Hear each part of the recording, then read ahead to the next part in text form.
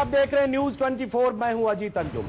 कल नतीजे आने हैं। नतीजों के बाद तय होगा कि मोदी को कितने नंबर्स आते हैं, मोदी की सरकार बहुमत से बनती है, मोदी की सरकार अल्पमत में किसी सहयोगी दलों की जरूरत पड़ती है, या मोदी को इतने नंबर्स आ जाते हैं उनकी पार्टी को कि किसी दल की जरूरत नहीं होगी।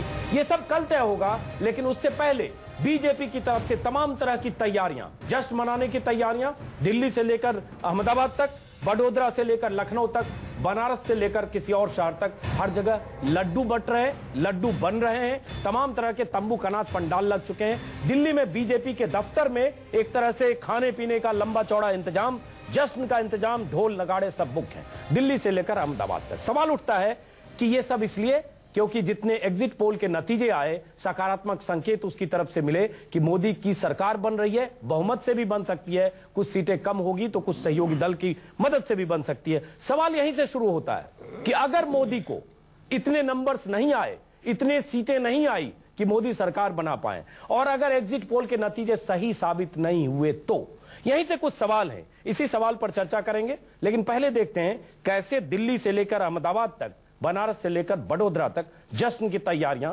बीजेपी ने पहले से कर ली है।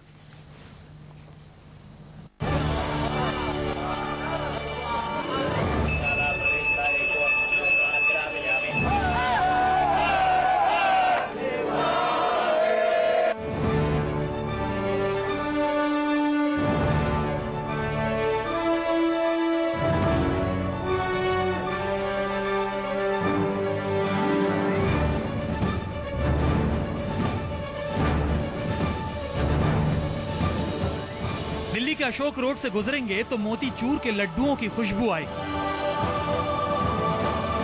और 11 अशोक रोड के अंदर झांकेंगे तो तंबू कनात के साथ साथ लाइटिंग से लेकर आतिशबाजी और तमाम जश्न के दूसरे इंतजामों से आंखें चौंधिया जाएंगी। इतना काफी ना हो तो वाराणसी के गंगा घाट पर पहुंच जाएगी। मंत्र के साथ संगीत के सुरों से सराबोर हो जाएंगे।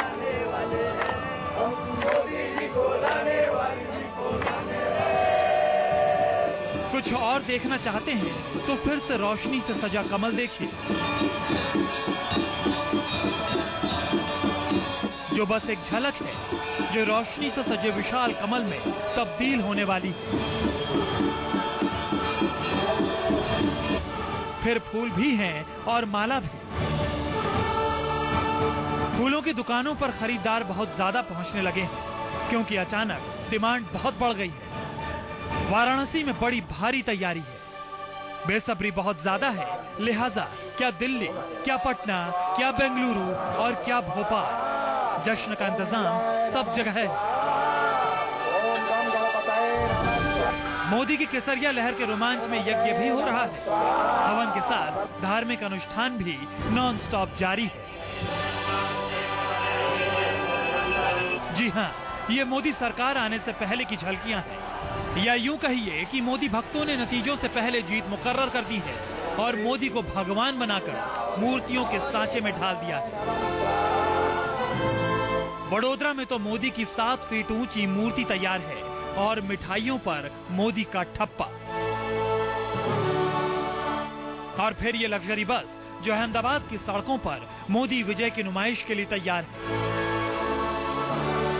नतीजों के बाद मोदी सरकार बनेगी तो इसी लग्जरी रथ पर सवार होकर मोदी अहमदाबाद की सड़कों पर अपने विजय का जुलूस निकालेंगे। लेकिन सबसे बड़ा सवाल है कि अहमदाबाद से पटना तक और बेंगलुरु से दिल्ली तक मोदी विजय के जश्न के इंतजाम तो ठीक है, लेकिन एग्जिट पोल के नतीजे सही नहीं हुए और अगर मोदी को बहुमत नहीं मिला तो फिर क्या होगा? क्या बीजेपी एग्जिट पोल को नजीर मानकर अपनी जीत पर ओवर कॉन्फिडेंट नहीं है?